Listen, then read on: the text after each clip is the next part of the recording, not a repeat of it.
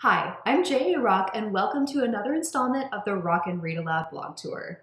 Today I'm going to be reading from The Subs Club, which is book one in a 4-book series, also called The Subs Club, about a group of 4 submissive friends who, before the start of the series, have lost a 5th friend, Hal, to a BDSM-related accident, for which they all blame the dom that Hal was playing with.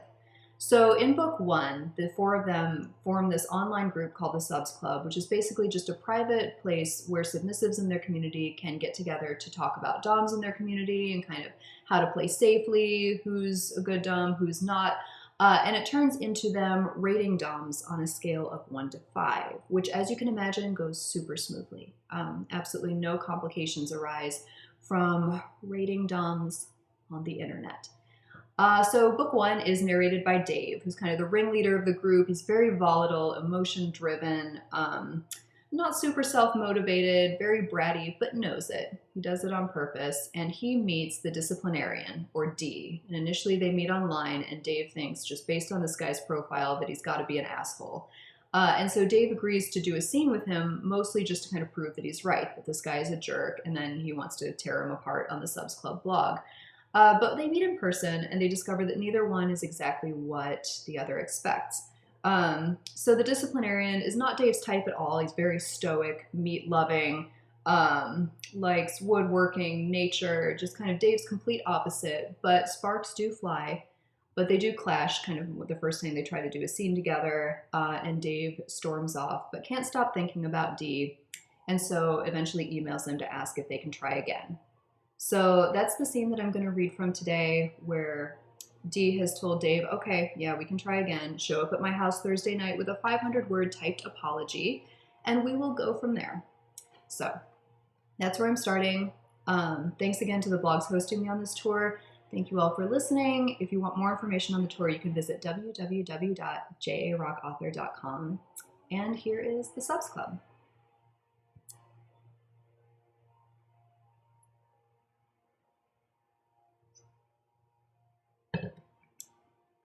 Gotta stay hydrated. Chapter 9. I had the same smattering of nerves Thursday night that I felt each time I knocked on a dom's door. I had my apology stapled, folded, and stuffed in my pocket. And my fly was undone. Dee opened the door wearing jeans and a burgundy sweater. He'd gotten, if possible, more porn-stashily handsome over the last week. I stepped into the house and immediately dropped trow. There you go, I spread my arms. White briefs. Happy? He stared at me levelly, then headed toward the kitchen. I am no man's man, he said. I bark at no man's bid. What? Davy Crockett. Are you coming? Probably not anytime soon if you're going to quote Davy Crockett at me, I thought. All right, to be honest, I'd been hoping for more of a reaction, a what do you think you're doing, and perhaps a mortified reaching out to close the front door before the neighbors saw. But now my back was exposed to the cold night air and to anyone who might pass by and see my pantsless silhouette.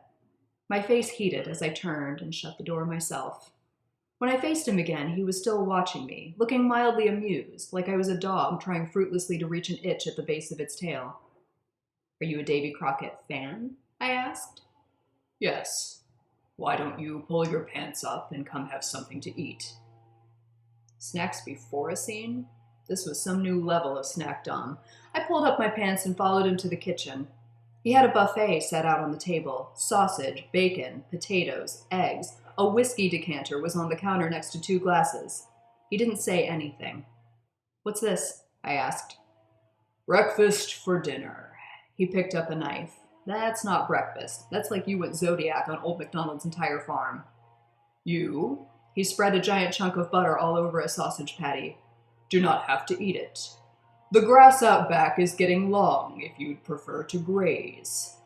Like a goat. No, this looks great. Do you ever think about kale chips or anything? Whatever kale chips are, I cannot imagine they would improve my life. I hear Davy Crockett was a big fan.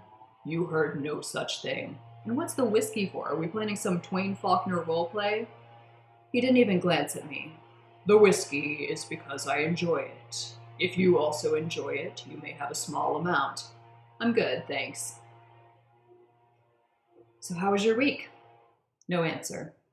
Are you silent because you don't know where to begin, or because you're rejecting my effort to be friendly? Small talk is the last refuge of the insecure. He took a bite of sausage and chewed for a moment. Scratch that. Marriage is the last. But small talk is close. I stared at him. My God, what happened in your life to make you this way? Nothing. I enjoy my life. If you say so. I grabbed some bacon and put it on a plate. So what would you do if I made small talk without you? I suppose I'd listen. I leaned back.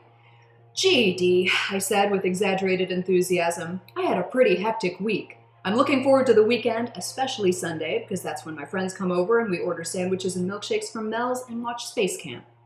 He took another bite of sausage. What's Space Camp?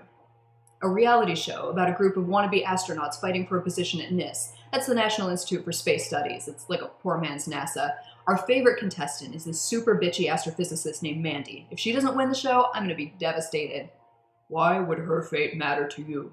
You don't know her. She brings me joy. He shook his head. Now you try. He wiped his fingers on a grease-stained napkin, still chewing. Try what? Small talk. I thought he wasn't going to do it, but then he swallowed and straightened, looking me in the eye. Hi, David. Today I took a walk around the metro parks. I came back and made lunch, steak and bacon on processed white. I worked on braiding the handle of a new flogger. Now it is dinner time. Not bad. He poured us each a glass of water. I drank mine greedily since I was starting to feel a little unsettled. Nothing I did made this man react the way I wanted him to. Where do you work? I asked him. The tent pole. Pretty sure I used to go to a gay bar by the same name. His mustache twitched slightly in what apparently passed for a smile. It's an outdoor shop. I know. I grinned. So you're into outdoor stuff? He leaned back, splaying his hands on his thighs. Yes. Where's your favorite place to walk, Dee? Please don't call me that. I hate nicknames. Yet you want me to call you sir. That is an honorific, not a nickname. And the disciplinarian? An alias. Name your child what you intend to call him, or do not become a parent. I laughed. I don't think you're for real. I am at least 60% for real. I nodded. So you hate nicknames, and small talk, and the death of the American man. What do you like? He breathed in deeply and closed his eyes for a second. Woodworking. Is that all? No. Bacon. And silence. Wow. I also enjoy Olympic track and field events and competently distilled whiskey. Do you look like Teddy Roosevelt on purpose? That was God's fine doing. Silence. And then tentatively he asked, What do you like? Being difficult. But that's not for real, is it? It's about 60% for real. I can live with that. I hesitated. I love my friends. They are the most important thing in my life. I'm terrible at remembering to do shit like pay bills and get my oil changed. I can be self-centered and I like to argue, but if one of them needs me, I'm there. I would do fucking anything for them. Job? T. Mendes in the mall. It's a store that sells tea by the ounce and tea equipment. We provide samples. So that's what I do all day. I try to lure people in, load them up with samples, and then hope they'll buy a couple of ounces of oolong. He nodded. You'd be good at that. I do okay. I don't really like it. I'm going to try to go to hair school someday. Hair school, he repeated, as though the words were foreign. I want to style hair for a living. The American man is dead and his corpse maimed beyond all recognition, huh? I didn't say that. Where do you want to go to school? I don't know. I hadn't given it much thought recently. My progress isn't great because I can't motivate myself to do the research and actually fill out the damn applications. I'm 26. You'd think I'd have my shit together by now. Son, a modern-day 26-year-old is the equivalent of a 1940s 12-year-old. What does that mean? It means you're still a child. I gave a mock-affronted gasp, though the words actually did sting. I'm not, though. I just feel like one because I work in a mall. All the other mall workers are between 15 and 17, except at the Verizon store. Those are some sad 35-year-olds. He wiped away some water that had dribbled down his finely stubbled chin. I am 38. I had a job where I wore a tie. Last year, I quit and climbed Katahdin. Is that a mountain? In Maine. That's cool. I was told it was a foolish choice, but I am happy. I shook my head and snorted. I've never heard anyone who talks like you. What do you mean? He reached for another piece of bacon, stopped, took a swig of his coffee instead.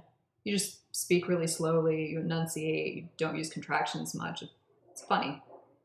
He didn't answer. I sensed our small talk was at an end. So, you want to get to it? I asked. He nodded. Let's get to it. I hesitated.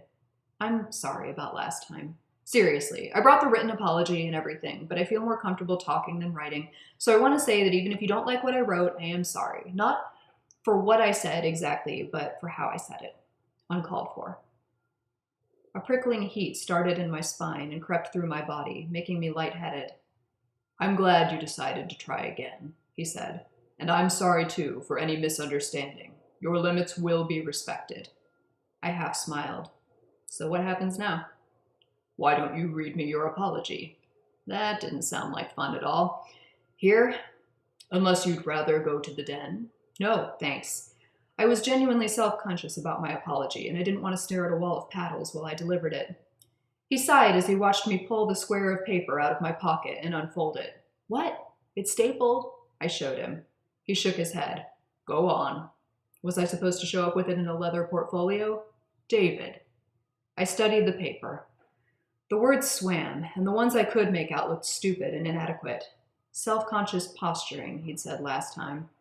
Maybe he was right. I began to read, quickly, before I could change my mind. Dear Sir, on Thursday I came over here assuming you thought you were entitled to my obedience just because you're a dom and I'm a sub. I assumed you didn't care about getting to know me and you just wanted to order me around. I paused. D didn't say anything. I actually thought you seemed like a cool guy and like we could probably do a hot scene together, but I have some serious feelings against people walking all over me. I feel like humiliation is part of a punishment, but I don't like when doms make me feel genuinely stupid. I stopped. There's a typo here. I wasn't sure why D needed to know this. I left out the second E in genuinely. He didn't answer, so I went on. I just didn't know what to expect from you. I'm sorry for getting mad. I'm really good at overreacting. I like talking, but sometimes I don't know how to calm the fuck down and have a conversation. I shouldn't have assumed things about you. I shouldn't have blown off the list you told me to make. I appreciate you giving me another chance. I wouldn't ask for one if I didn't think you were worth getting to know better. Sincerely, David. He nodded when I was done. Apology accepted. And I apologize too for making you feel uncomfortable. Thank you. I meant it. He glanced at the pages. How long is that? 505 words. But the last 200 are just the lyrics to Sorry Seems to be the hardest word, I admitted. He stood. Come with me. No, wait. I had a feeling we were headed for the Den of Horrors, and it just seemed like there had to be a way to chloroform him and Bolt before we got there. I'm not doing a very good job at showing you, I'm sorry. He took me by the arm and pulled me out of my seat, as easily as if he were Mandy lifting weights in 1/6 gravity on space camp. Then he tugged me against his hip and walloped the seat of my jeans twice. I tried to squirm out of his grasp, but he propped one foot on the rung of the chair and slung me over his thighs. I grunted as I slid toward the floor, but his arm was instantly around me, holding me in place. He was 5 swats in before I could draw a breath. Once I got the breath, I yelled. I struggled and kicked, slapping at his leg with both hands. D stopped short of a dozen whacks, but it still stung like hell. I scrambled to my feet as soon as he released me, rubbing my ass. You don't know how good it feels to do that. It was the first genuine grin I'd seen from him.